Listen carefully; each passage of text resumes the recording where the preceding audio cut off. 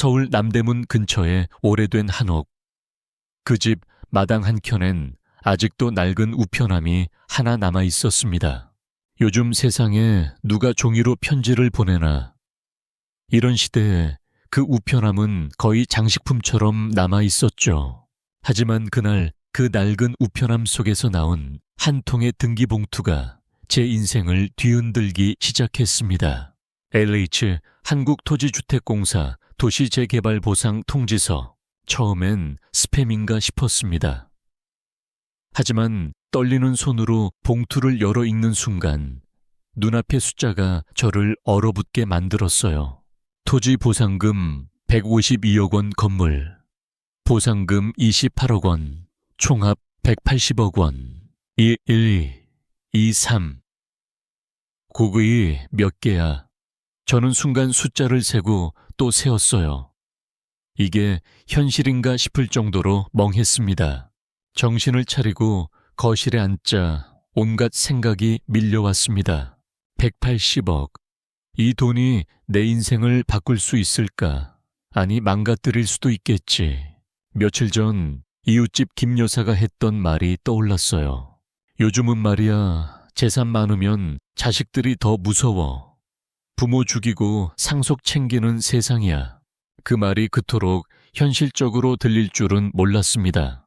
저에게는 세 아들이 있습니다. 첫째 윤민재 대기업 임원으로 바쁘게 사는 아이죠. 둘째 윤창호 분식집을 운영하며 하루하루 버티고 있고요. 막내 윤경수 최근에 실직하고 방황하고 있는 아이입니다. 180억이라는 거액 앞에서 과연 내 자식들은 변하지 않을 수 있을까요? 진짜로 저를 사랑해 줄까요? 그게 두려웠습니다. 밤새 잠을 이루지 못하고 저는 결국 결심했어요. 이 돈을 나누기 전에 진짜 자식의 마음을 확인하자. 그 다음 날 새벽 옷장을 뒤져 가장 낡은 한복을 꺼냈습니다. 명절에 한두 번 입었던 소매 끝이 해진 옷. 거울 앞에 서니 정말 초라한 모습이었어요. 하지만 그것이 필요했죠. 자식들의 진심을 보기 위해선 어머니가 약하고 가난해 보여야 했습니다. 먼저 찾아간 곳은 첫째 민재의 아파트였습니다. 강남 한복판의 고급 주상복합. 30층 높이의 건물, 반듯한 외제차들이 즐비한 주차장. 엘리베이터 안에서 제 심장은 쿵쾅거렸습니다. 혹시라도 따뜻하게 맞아주면 어떡하지? 그런 마지막 희망도 있었지만 사실은 무서웠어요. 링동. 현관 초인종을 누르자 오랜만에 보는 아들 얼굴이 나타났습니다. 어머니, 갑자기 웬일이세요? 민재의 목소리는 놀라움보단 당황함이 섞여 있었습니다. 거실로 들어서자 넓고 고급스러운 공간이 펼쳐졌습니다. 최신형 가정과 고가의 소파 그 옆에 앉아 주식 차트를 들여다보는 민재. 어머니 무슨 일이세요? 저 지금 장마감. 전에 정리해야 할 게 있어서요. 그 말에 가슴이 답답해졌습니다. 저는 조용히 말을 꺼냈습니다. 사실 말이다. 병원에서 큰 수술을 받아야 한대. 의사 말로는 5천만 원 정도 든다더라. 민재는 고개를 들었지만 표정에는 안타까움보다 귀찮음이 먼저 떠올랐습니다. 그리고는 태연히 지갑에서 5만 원 한 장을 꺼내 건넸습니다. 택시비라도 챙기세요. 저희도 요즘 대출이 많아서 여유가 없습니다. 그 순간 손이 차가워졌습니다. 이 아이가, 내가 키운 아이가 정말 이럴 줄이야. 민재의 집을 나오며 손에 쥔 5만 원 우전 지폐가 마치 돌덩이처럼 무거웠습니다. 그런데도 저는 포기하지 않았어요. 아직 둘째와 막내가 남았으니까. 그렇게 다시 지하철역으로 향했습니다. 서울 지하철 2호선을 타고 영등포역으로 향했습니다. 강남에서 출발했을 땐 마음이 무겁고 허탈했지만 창호 생각을 하니 조금은 안도감이 들었어요. 창호는 민재와는 다를 거야. 어릴 때부터 정이 많았고 사람 속을 잘 헤아렸지. 둘째는 항상 힘들게 살았지만 그만큼 남의 아픔을 아는 아이였습니다. 게다가 장사를 하다 보면 별별 손님을 다 겪으니 어머니가 어렵다고 하면 제일 먼저 걱정할 아이라고 믿었죠. 지하철 창밖으로 스치는 풍경을 보며 속으로 기도하듯 중얼거렸어요. 부디 창고 많은 영등포시장 근처 좁은 골목길. 기름 냄새와 튀김 냄새가 섞여 공기 속에 가득했고 창원의 떡볶이라는 작은 간판이 눈에 들어왔습니다. 가게 문을 열고 들어서자 기름 튀기는 소리가 칙칙하고 울렸고 창원은 앞치마를 두른 채 튀김을 건지고 있었어요. 어머니, 어떻게 여기까지 오셨어요? 놀라긴 했지만 반가움보다는 당황이 더 커 보였어요. 손에 묻은 기름을 급하게 닦으며 다가왔습니다. 그냥 내 얼굴 좀 보고 싶어서 왔다. 잠깐 들어가도 되겠니? 네, 들어오세요. 그 말과 함께 창호는 가게 구석 테이블을 정리하며 자리를 내줬어요. 작은 가게. 테이블은 5개뿐이었고 벽지는 기름때로 누렇게 변해 있었습니다. 하지만 나름대로 깔끔하게 정리된 모습에 아이고, 애가 열심히 사는구나 싶었죠. 앉자마자 창호는 한숨을 내쉬었어요. 요즘 장사 너무 안 돼요, 어머니. 코로나 이후 손님이 확 줄었고 재료값은 계속 오르고 배달 수수료까지 덤으로 나가니까 남는 게 없어요. 그 말에 저는 순간 머뭇거렸어요. 혹시 이 아이도... 아니야, 그래도 창호는 다를 거야. 창고야. 사실 엄마가 병원에 다녀왔는데 크게 수술을 받아야 한대. 창호의 표정이 딱 굳어졌어요. 뭐라고요? 의사 말로는 수술비만 해도 5천만 원이. 니래. 너무 갑작스러워서 혹시 조금이라도 도와줄 수 있을까 해서. 그 순간 창호는 자리에서 벌떡 일어났습니다. 어머니 지금 가게 월세도 밀렸어요. 하루 매출 10만 원도 안 나올 때도 있고 배달 어플 수수료만 해도 미치겠어요. 형한테 가보세요. 형은 강남 살잖아요. 대기업 임원이고. 저는요, 정말 하루하루 버티는 것도 벅차요. 그 말이 끝나자마자 창호는 고개를 돌리고 주방 안으로 들어가 버렸습니다. 그 순간 가게 안에는 튀김 튀기는 소리만 울렸고 그 기름 냄새가 이상하게 더 텁텁하게 느껴졌습니다. 저는 테이블에 앉은 채 손가락으로 가방끈을 괜히 만지작거리며 창호가 다시 나오길 기다렸습니다. 하지만 한참이 지나도 창호는 주방에서 나오지 않았어요. 마치 제가 없는 사람인 것처럼 그 자리에 더는 앉아 있을 수 없었어요. 조용히 자리에서 일어나 가게 문을 열고 나왔습니다. 뒤돌아보니 주방 문틈 사이로 창호가 조심스럽게 저를 바라보고 있었습니다. 하지만 끝까지 나오지는 않았어요.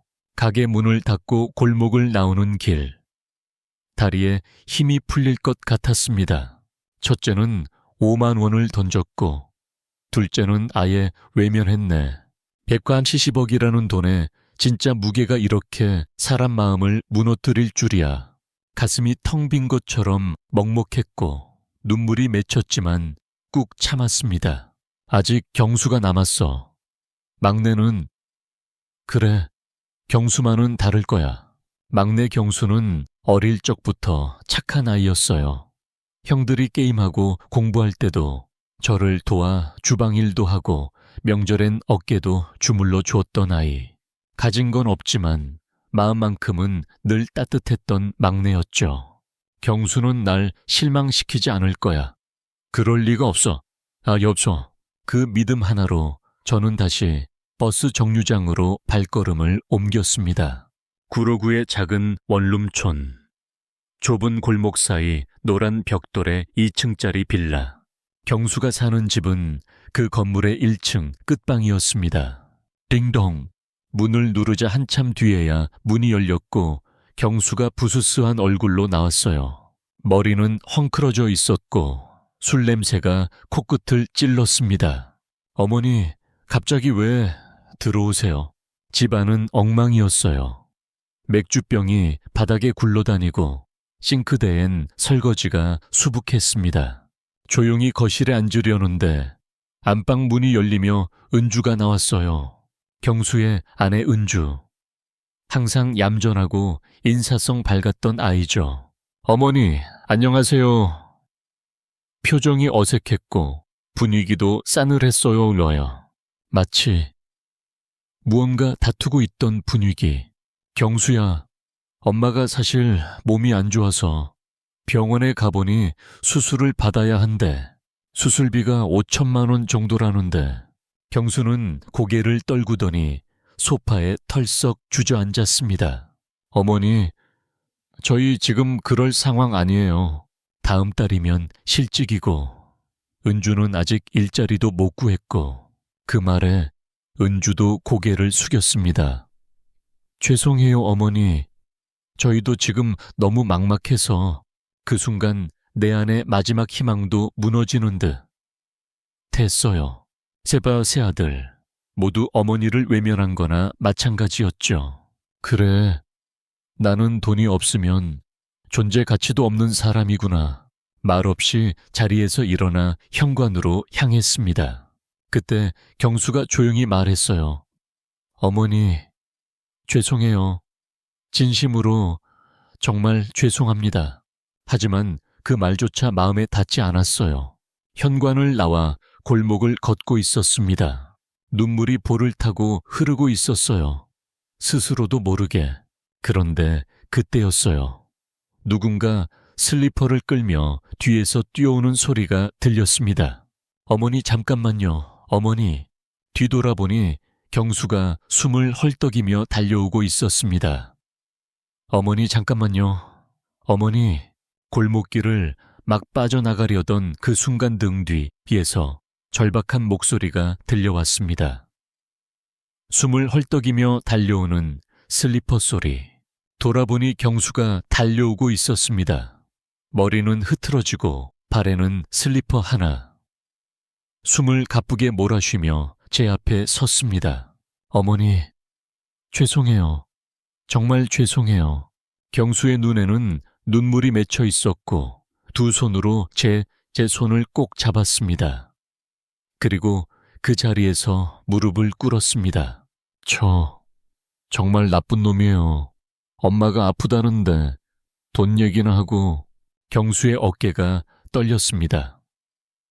울음을 참으려 하지만 목소리는 이미 울음에 젖어 있었습니다. 엄마, 회사 잘린 거 맞아요. 근데 그게 뭐가 중요해요? 엄마 생명이 먼저잖아요. 그 말에 저는 숨이 막히는 듯 했습니다. 이 아이가 내가 알던 그 아이가 맞구나. 경수는 주머니에서 낡은 봉투 하나를 꺼냈습니다. 낡고 구겨진 통장. 이거 저희 둘이 모은 적금 통장이에요. 많이 없어요. 한 300만 원 정도밖에 안 되는데. 일단 검사부터라도 받아보세요. 그 통장을 내미는 손이 얼마나 떨리고 있는지 저는 알 수 있었습니다. 그 손을 참아 받을 수 없었어요. 그럼 너희는 어떻게 살려고 그러니? 경수는 눈물을 닦으며 말했습니다. 저희요, 뭐라도 하면 살 수 있어요. 알바하고 은주도 일자리 찾고. 그건 괜찮아요. 근데 어머니 잃으면 그건 못 견뎌요. 그 순간 은주가 뒤늦게 달려왔습니다. 숨을 헐떡이며 손에 뭐라도 들고 있었고 눈겐 눈물이 맺혀 있었습니다. 어머니, 저희가 너무 못났어요. 제발 병원부터 가세요. 수술은 저희가 어떻게든 마련할게요. 은주는 제 손을 꼭 잡고 말했습니다. 어머니, 저희 집에 오세요. 좁지만 정성껏 모실게요. 그 따뜻한 말에 제 마음도 무너졌습니다. 참았던 눈물이 흐르기 시작했어요. 얘들아, 사실은 엄마 아픈 거 아니야. 경수와 은주가 놀란 눈으로 저를 바라봤습니다. 저는 천천히 품에서 서류 봉투 하나를 꺼냈습니다. 이건 우리가 살던 집 도시개발 보상 계약서야. 두 사람의 얼굴이 순식간에 굳었습니다. 봉투를 열자 크게 적힌 숫자 180억 원. 어머니, 이게 뭐예요? 180억 원. 그게 보상금이야. 토지랑 집값 다 합쳐서.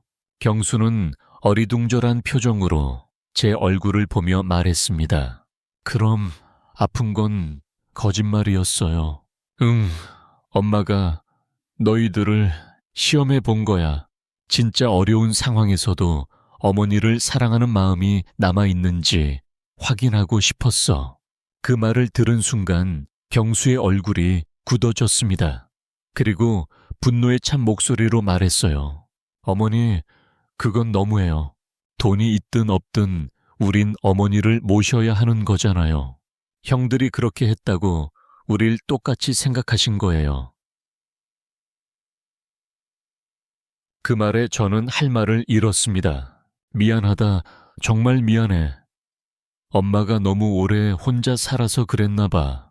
은주가 조용히 말했습니다. 저희도 처음엔 놀랐어요.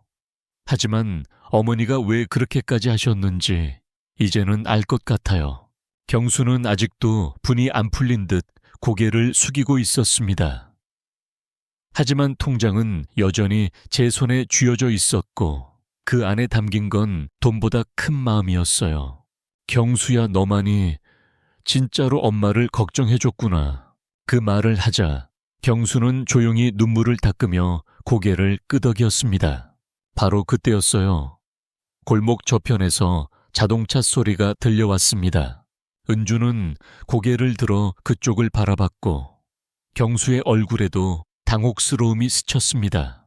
검은 외제차 한 대가 급브레이크를 밟고 멈췄습니다. 차 문이 열리더니 민재가 뛰어내렸습니다. 어머니, 어디 계세요? 민재는 헐떡이며 달려왔고 바닥에 떨어진 서류를 보더니 눈이 휘둥그레졌습니다. 이게 뭐야, 180억. 그 순간 민재의 표정이 180도 바뀌었습니다. 방금 전까지 5만 원 아까워하던 얼굴이 갑자기 환해지며 웃었습니다. 어머니, 이런 큰일을 왜 말 안 하셨어요? 180억이라니 이건 정말 대박이잖아요.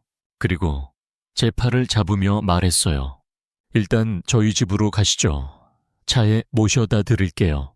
그 말이 끝나자마자 다른 방향에서 또 다른 차가 쌩하고 달려왔습니다. 택시에서 창호가 뛰어내리며 외쳤습니다. 기사님, 돈 더 드릴게요. 조금만 기다려 주세요. 창호 역시 서류를 보고 입을 벌렸습니다. 어머니, 진짜 180억이에요.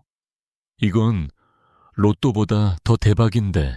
두 형제는 갑자기 서로를 의식하기 시작했습니다. 어머니, 아까는 제가 정신이 없어서 그랬어요. 이제부터는 정말 효도할게요. 아니, 어머니는 당연히 제가 모셔야죠. 제가 장남이고 집도 넓고 능력도 있고. 형은 아까 어머니 쫓아내놓고 지금 와서 무슨 소리야.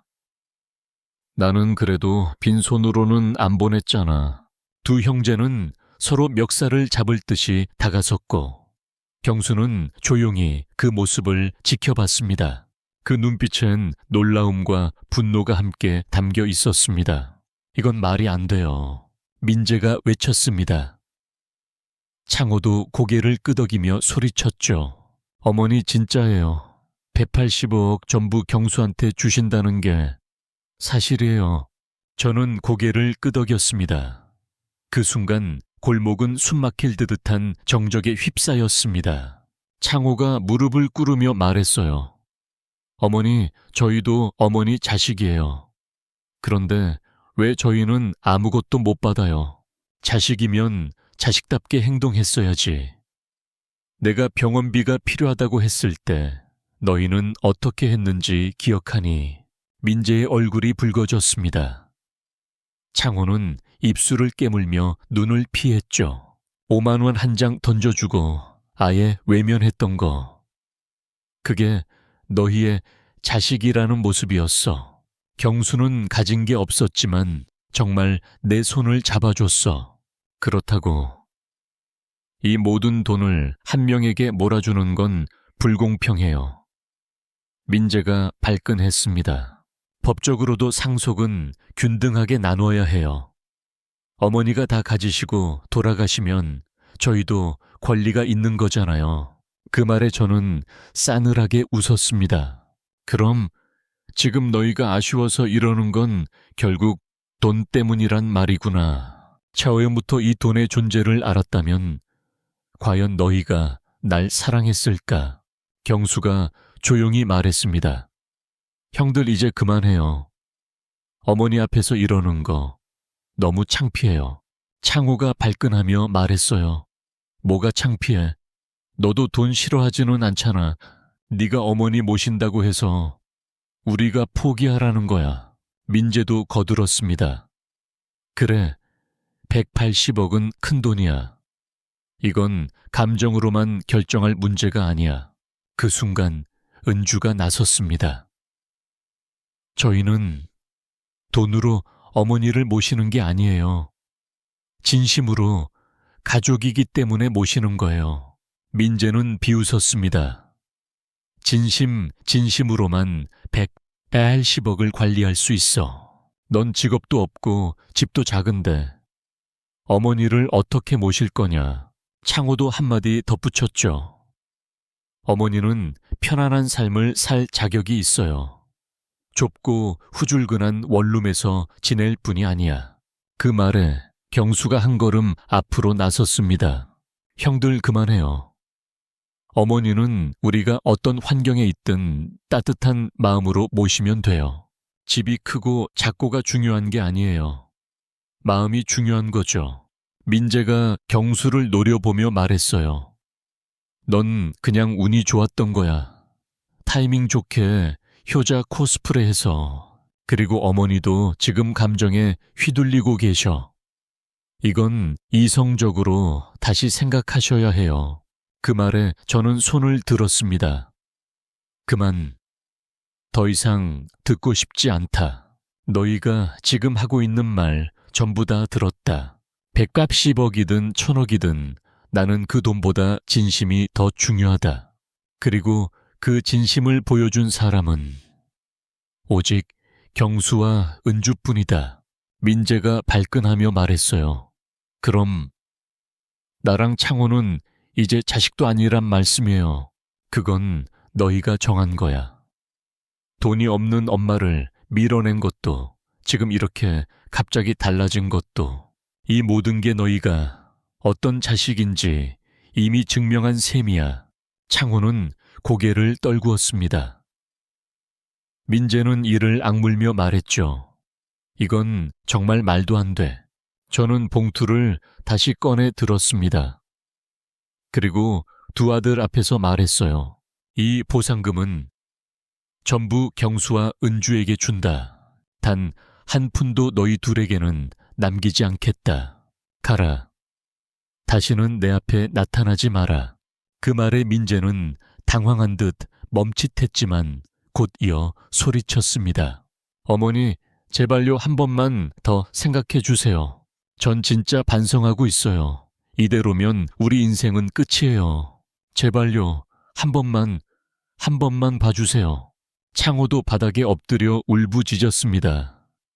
어머니, 미안해요. 정말 미안해요. 이 1억만, 아니 5천만 원만 주세요. 그냥 가게 빚만 갚게 해주세요. 그 울음에 제 마음이 흔들리지 않았다면 거짓말이겠죠. 하지만 저는 그들에게 말했습니다. 그 돈은 이미 진심을 준 사람에게 맡기기로 했단다. 그리고 너희는 더 이상 내 가족이 아니다. 경수가 저를 말렸습니다. 어머니, 그래도 형들이잖아요. 조금은 나눠줘도 되지 않을까요? 아니, 경수야, 너만이 나를 사람으로 대해줬어. 나를 돈으로 보지 않고 정말 어머니로 대해줬던 건 너와 은주뿐이야. 그 말을 듣고도 민재와 창호는 더 이상 할 말이 없었습니다. 그들은 고개를 떨군 채 무겁게 발걸음을 옮겼습니다. 저는 그 뒷모습을 보며 묘한 감정을 느꼈습니다. 한편으론 후련했고 한편으론 슬펐습니다. 하지만 이건 필요한 결단이었습니다. 경수가 제 손을 꼭 잡았습니다. 어머니, 이제 저희 집에서 편하게 지내세요. 넓진 않지만 진심만큼은 어디보다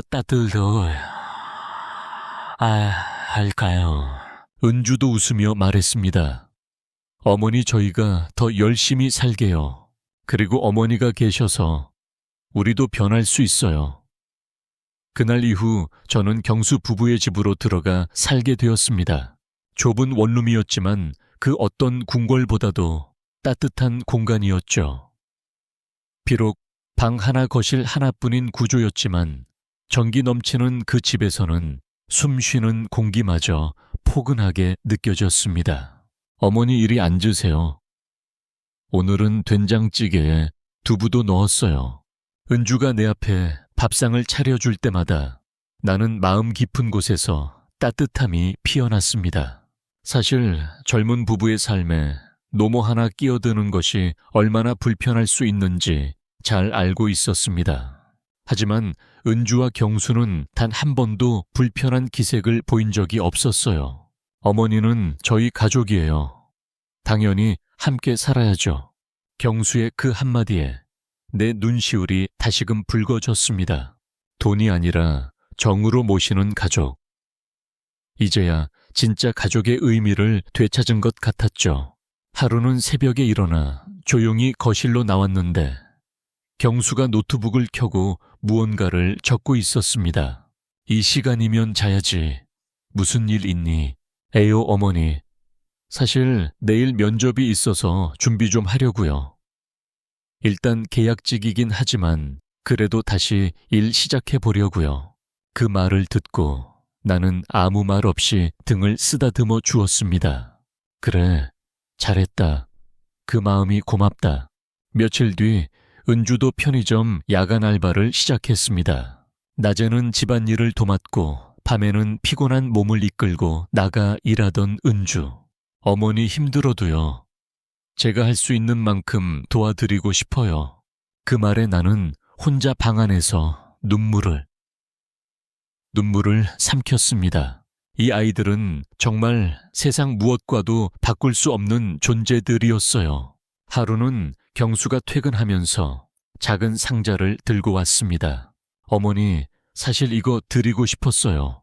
상자를 열어보니 내 이름이 새겨진 도장과 주민등록증 재발급 서류가 들어 있었습니다. 어머니, 이제 이름도 삶도 새로 시작하셔야죠.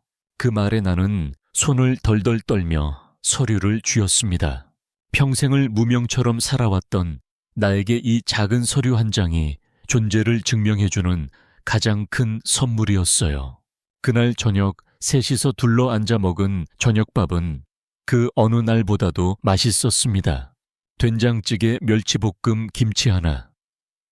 별다른 반찬은 없었지만 그 안엔 진심이 가득했죠. 경수야. 어머니. 이렇게 평범하게 밥을 먹을 수 있다는 게 얼마나 고마운 일인지 모르겠다. 평생 돈 없어서 사랑받지 못해서 초라하게 살아온 것 같았는데 이제서야 사람답게 숨 쉴 수 있을 것 같구나. 은주는 숟가락을 내려놓고 제 손을 꼭 잡았습니다. 어머니, 우리도 어머니 덕분에 많이 배워요. 무엇이 소중한지, 어떻게 살아야 하는지. 이 집이 좁아도 마음만은 누구보다 넓게 살아가고 싶어요. 그 순간 나는 확신했습니다. 이 아이들과 함께라면 무엇이든 다시 시작할 수 있겠다는 걸. 180억이라는 돈은 이미 그 자체로는 의미가 없어졌습니다. 그 돈보다 더 귀한 건 사람이고 사랑이고 진심이었어요. 그래서 저는 경수와 은주에게 제안했습니다. 이제 이 집에서 나가자. 새로 살 집 엄마가 준비할게. 그동안 너무 좁고 불편했잖니. 경수와 은주는 처음엔 손사래를 쳤습니다. 괜찮아요, 어머니. 저희는 이대로도 충분히 행복해요. 하지만 저는 고집을 꺾지 않았습니다. 행복은 조금 더 편해질 때 더 크게 느껴진단다. 그렇게 셋은 함께 작은 부동산을 찾아가 집을 알아보기 시작했고, 한 달 뒤 우리는 한강이 내려다 보이는 아파트로 이사하게 되었습니다. 집은 넓고 햇살이 잘 들고 무엇보다 내 방이 따로 있다는 게 가장 좋았죠. 이삿날 은주가 작은 꽃병 하나를 제 방에 놓아주며 말했습니다. 어머니, 여기서 하루하루 꽃처럼 피어나세요. 그 말에 나는 웃음과 눈물이 함께 터졌습니다. 그래, 이제서야 봄이 온 것 같구나. 경수가 뒤에서 말했습니다. 이 집의 이름은 옹기하우스요. 어때요? 따뜻한 마음이 모인 집이니까요. 그 말에 셋은 동시에 웃음을 터뜨렸습니다. 하루하루가 따뜻했습니다. 아침마다 은주의 된장찌개 냄새에 눈을 뜨고 저녁이면 셋이 둘러앉아 TV를 보며 웃고, 정말 이대로 시간이 멈췄으면 좋겠다고 생각했습니다. 하지만 인생은 늘 예상치 못한 방향으로 흐르죠. 어느 날 오후 현관에 택배가 도착했는데 그 상자 위에 낯익은 이름이 적혀 있었습니다. 윤민재. 택배 상자 위에 적힌 이름 하나에 온몸이 얼어붙는 듯한 느낌이 들었습니다. 내가 그 이름을 마지막으로 본 건 8년 전 법정에서였습니다. 그는 내 손을 잡고 말했죠. 절대 당신을 버리지 않겠다고. 하지만 그 말은 모든 것을 앗아가기 위한 거짓이었습니다. 현관문을 열자 그가 서 있었습니다. 백두현, 내 전 남편. 그리고 내 삶을 송두리째 무너뜨린 남자. 정수가, 나야. 오래 기다리게 해서 미안해. 그 순간 나는 말없이 문을 닫아버렸습니다. 하지만 그는 쉽게 돌아가지 않았습니다. 며칠 뒤 그는 경수에게 직접 전화를 걸어왔습니다. 저는 윤정숙 씨의 법적 남편입니다. 한 번만 만나게 해주세요. 경수는 놀란 얼굴로 나를 바라보았습니다. 어머니, 이게 어떻게 된 일이에요? 나는 조용히 숨을 들이켰습니다. 과거야. 잊었다고 생각했던, 하지만 아직 끝나지 않은 이야기지. 나는 결국 그를 마주하기로 했습니다. 한 카페에서 조용한 오후. 그는 여전히 정장을 입고 말끔하게 앉아 있었습니다. 그동안 많이 늙었네, 정수가. 나는 차가운 눈빛으로 그를 바라보았습니다. 무슨 일이지? 이제 와서 날 찾아온 이유가 뭐야? 그는 깊은 한숨을 내쉬며 입을 열었습니다. 나 피암 말기야. 시간이 얼마 없어. 그 말을 듣는 순간 마음속에서 복잡한 감정이 뒤섞였습니다. 분노, 연민, 혼란, 그리고 아주 미세한 흔들림. 그래서 내게 뭘 원해? 그는 조심스럽게 봉투 하나를 꺼내 내밀었습니다. 이건 그때 내 이름으로 남겨둔 3억 원짜리 보험금. 이제야 돌려주고 싶어. 나는 손도 대지 않았습니다. 이제 와서 돈으로 용서를 살 수 있다고 생각해. 그는 고개를 숙였습니다. 그때 난 잘못했어. 너를 사랑했지만 돈과 명예에 눈이 멀었어. 이제 알겠어. 네가 옆에 있어줬던 그 시간이 내 인생에서 가장 따뜻한 순간이었다는 걸. 나는 조용히 말했다. 늦었어. 그 따뜻함 넌 이미 찬물로 씻어냈잖아. 며칠 뒤 그는 다시 집 앞에 찾아왔습니다. 하지만 이번에는 은주와 마주쳤죠. 저희 어머니 이제 그런 사람 아닙니다. 지금의 어머니는 당당하게 자신의 삶을 살아가는 분이에요. 백두현은 잠시 침묵하다 마지막으로 한마디를 남겼습니다. 그래도 미안했다는 말 꼭 전해줘. 그가 떠난 후 나는 한참을 베란다에 앉아 있었습니다. 세상이 이렇게 조용하게 무너질 수도 있다는 걸 그때 처음 알았죠. 하지만 이상하게도 내 마음은 평온했습니다. 미련도 분노도 이제는 나를 붙잡지 않았습니다. 정숙 씨, 경수가 다가와 조용히 물었습니다. 괜찮으세요? 나는 미소 지으며 고개를 끄덕였습니다. 응, 이제야 정말로 끝났구나. 그날 밤 나는 가족들 앞에서 조심스럽게 말을 꺼냈습니다. 예전에 내가 사랑했던 사람, 그리고 날 배신했던 사람, 그가 돌아왔었어. 하지만 이젠 그의 그림자도 내 삶에 닿지 않게 하고 싶어. 경수와 은주는 말없이 고개를 끄덕였습니다. 어머니, 우리가 있어요. 그 어떤 그림자도 이 집엔 들어오지 못할 거예요. 며칠 후 나는 백두연이 입원한 병원을 찾아갔습니다.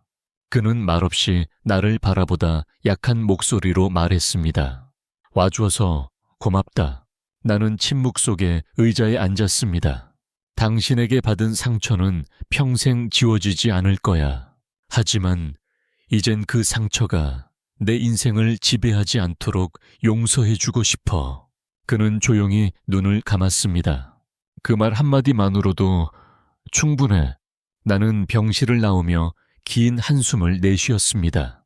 과거는 지워지지 않지만 이제는 그 과거 위에 새로운 삶을 덧칠할 수 있을 것 같았습니다. 초여름의 바람이 부는 어느 날 아침, 나는 오래된 정원 의자에 앉아 차 한 잔을 손에 들고 있었습니다. 창밖으로 들려오는 아이들의 웃음소리, 멀리서 들리는 자전거 벨소리, 그리고 옆집 개가 짖는 소리까지 모든 것이 이제야 내 삶의 일부처럼 느껴졌습니다. 경수가 내 옆에 앉아 말했습니다. 어머니, 그동안 정말 고생 많으셨어요. 나는 미소 지으며 고개를 끄덕였습니다. 그치만 이제 그 고생이 헛되지 않았다고 느껴져. 그날 저녁 가족들이 모인 자리에서 나는 조용히 이야기를 꺼냈습니다. 나 한 가지 결심한 게 있어. 모두가 고개를 들고 나를 바라보았습니다. 경수가 남긴 유산, 그걸 그냥 가지고 있기엔 너무 큰 의미가 담긴 돈이야. 은주가 조심스럽게 물었습니다. 그래서 어떻게 하실 생각이세요? 나는 단호히 말했습니다. 그 돈으로 나 같은 사람들을 도울 거야. 남편에게 배신당하고 가족에게 외면당한 노년의 여성들, 그 사람들을 위한 공간을 만들고 싶어. 며칠 뒤 나는 시청 사회복지센터를 찾았습니다. 담당 공무원에게 설명하며 내 뜻을 전했습니다. 이건 단순한 기부가 아니에요. 삶의 끝에서 다시 시작할 수 있도록 누군가의 등을 떠미는 손이 되고 싶어요. 그는 감탄하며 고개를 끄덕였습니다. 정말 의미 있는 일이십니다, 정숙 씨. 몇 달 뒤 서울 외곽 작은 마을에 다시 봄 센터가 문을 열었습니다. 입구 간판엔 늦은 봄에도 우린 다시 피어날 수 있습니다라는 문구가 적혀 있었죠. 첫 입소자는 남편에게 버림받고 길거리에서 떠돌다 발견된 72세의 여성. 그녀는 눈물을 흘리며 말했습니다. 처음이에요. 누가 내 이름을 불러준 게 이렇게 따뜻하게. 센터는 점점 입소자들로 채워졌고 나는 매일 그들과 함께 웃고 울고 때론 조용히 손을 잡아주었습니다. 누군가는 나를 원장님이라 불렀고 누군가는 언니라고 했으며 어떤 날엔 엄마라고 부르기도 했습니다. 그 모든 이름이 이제는 나의 자랑이 되었습니다. 어느 날 뉴스 인터뷰가 잡혔습니다. 기자는 묻습니다.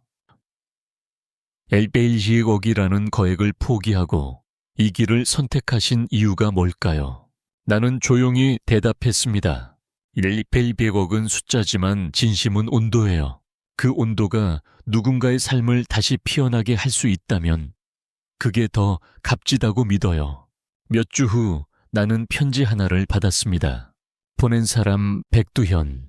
정수가 내 생의 마지막에서 너를 다시 떠올릴 수 있어서 고마웠어.